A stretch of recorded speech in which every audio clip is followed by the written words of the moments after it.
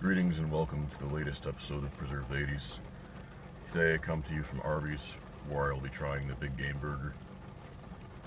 It's here on a limited basis, and it's a burger that has the meat in it is a mixture of beef, elk, and venison. I think it's something like 34% elk, 33% venison. So it's 67, 33% beef, something like that. 30, 34, 33, 33, I don't remember exactly. But typically, New England doesn't get these trial burgers. They're usually stuff that Arby's does in the Midwest. So I'm pretty excited that I'm getting to try this today. There is a Palumbo's service center across the street. Gas is $3.39, $35, $39 per gallon.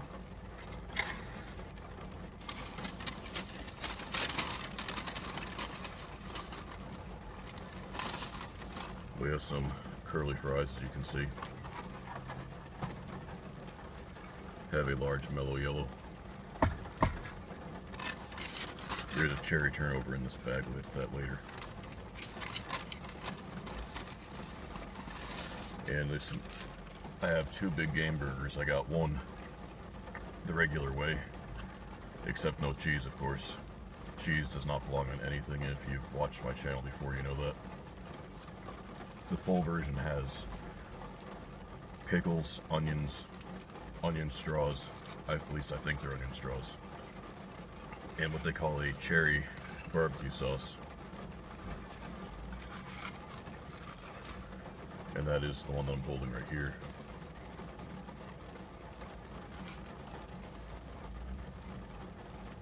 Onion rings, I guess, more than onion straws. And there's pickles and onions on the underside.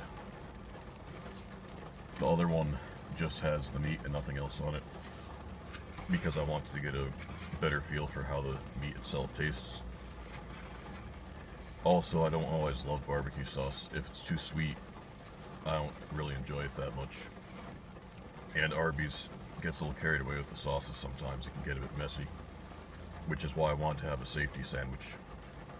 Some people, when they apply to colleges, have a safety school if they can't get into their preferred college or university. I like to have a safety sandwich just in case something goes wrong with the first one. So we'll pick this up. The first thing I notice about it is that the meat is pretty dark in color. It smells pretty good, but I had some barbecue sauce in my hand already. The smell of the barbecue sauce is quite strong, and hopefully it doesn't leak out too much. Hopefully it won't be overpower the flavor of the meat. So let's find out.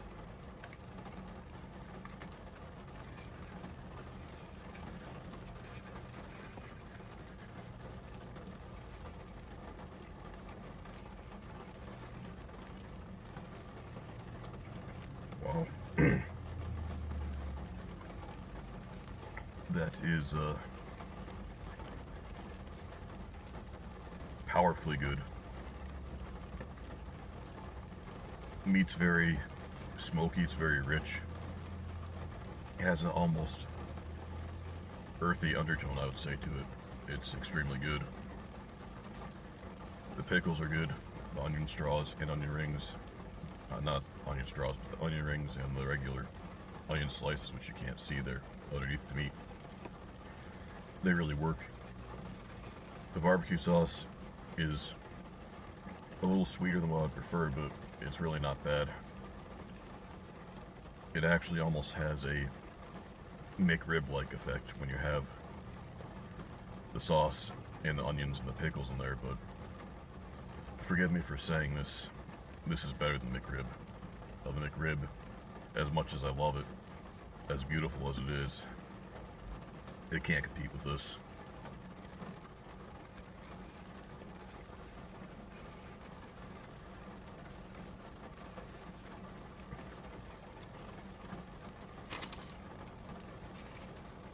Not really feeling all that well today. I almost didn't come out here, but I had a mostly free day, so figured I would make the most of it, especially since this burger is only going to be here for a limited time. But now I want to try this one without the toppings to see, get a better feel for the meat itself, see what it's like when there's nothing else around. So you can see it's nothing on there, it's just meat and a brioche bun, beautiful brioche bun.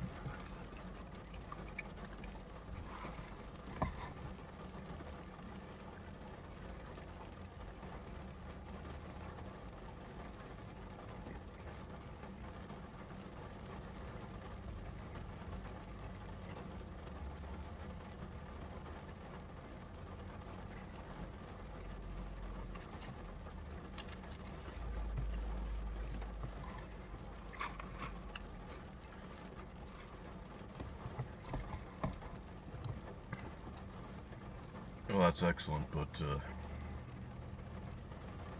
I don't know if this one was made more recently, or if it's just because it doesn't have the pickles and other stuff on there to cool it down faster. That was extremely hot. I burned myself a bit on that, but it was worth it.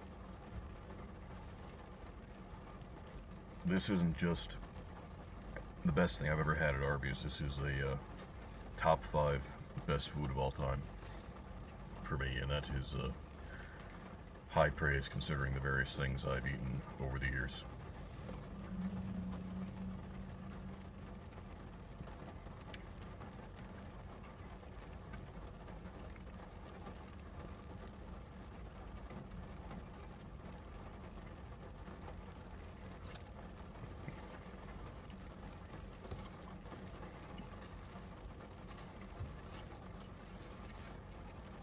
I'm not sure which way I like it more, just the plain meat or with the toppings, because it's extremely good either way.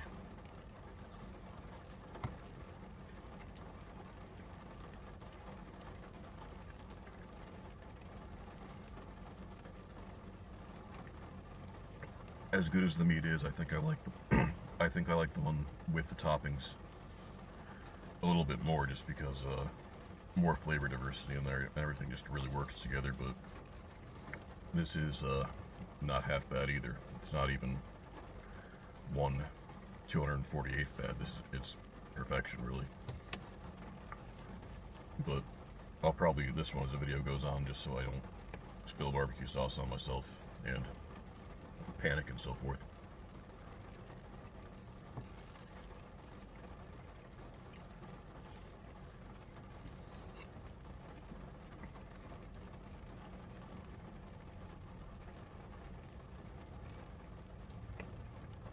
If you've ever wondered why I'm so hung up on napkins and spilled food and so forth, I think it originates from my childhood, where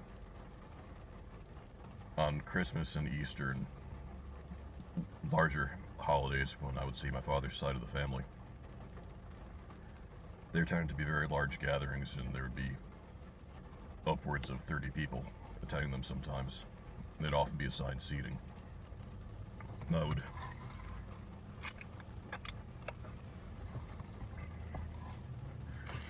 I would typically be assigned the seat next to Ruth, who was my great uncle by marriage's, no, she was the wife of the brother of my great uncle by marriage, whose name was Don. And I don't know exactly what, if any, relation she had to me, what that type of relationship would be called, the wife of your great uncle by marriage brother. But anyway, that's who she was. And she was a real stickler for table manners, and she would shout at me all the time. And she was on oxygen. She was quite old, and the smallest infractions would sort of send her into a panic. And I remember one time we had eggplant parmesan as one of the courses, and I wiped the tomato sauce off of a knife using a napkin, and that really got her angry. she kind of tore into me, and in her wheezing voice, she said, "Someday, you're gonna be taken out. Some nice girl. And she's gonna be so embarrassed by your table manners that she's going to leave. I'll turn on my oxygen." And I didn't know how the oxygen tank worked, so I would try to turn it up, and sometimes I'd get it wrong, and she would tell me to do it in the other direction, or just go further in the direction that I had turned it. But that's how it would go. And then she would yell at me to wake up Don, who was her husband, and she would say, "No, you've turned on my oxygen. Wake up, Don. I don't want him sleeping through this whole party." And that's what I would do. I would go over, wake up Don. I would say, "Well, I guess she doesn't want you to be asleep right now," and then he'd wake up, and that would be that.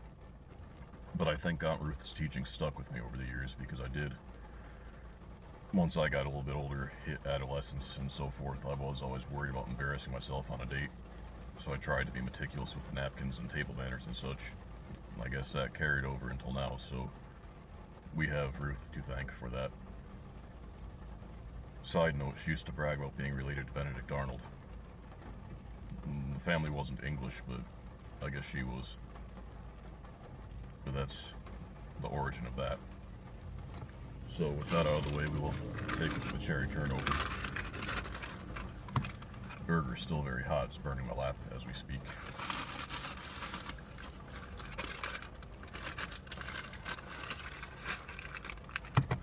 It's quite a nice pastry, and it has the frosting on it and cherry filling.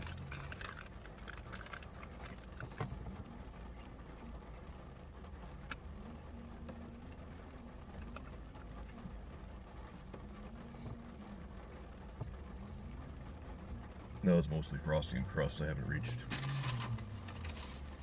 the cherries too much yet.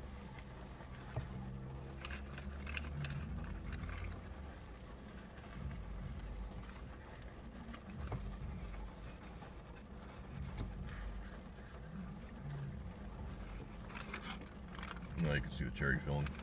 It's delicious. So I'll close things out here by saying that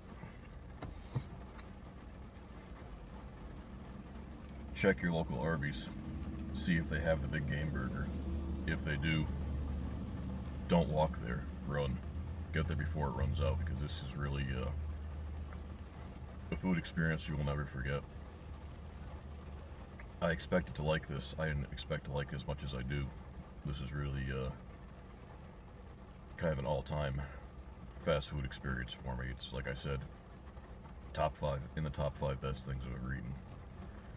So I hope I can share that joy with you. I was not feeling too good when I got here, and I'm still actually physically not feeling very well at all, but I feel very good mentally now, and I think the mental health will help the physical health. So with that said, call your local Arby's, or if you're not comfortable using the phone, maybe you can email them. I don't know if they have live chat on their website, but whatever your method, contact Arby's, get there, enjoy this burger. You will not regret it. Farewell.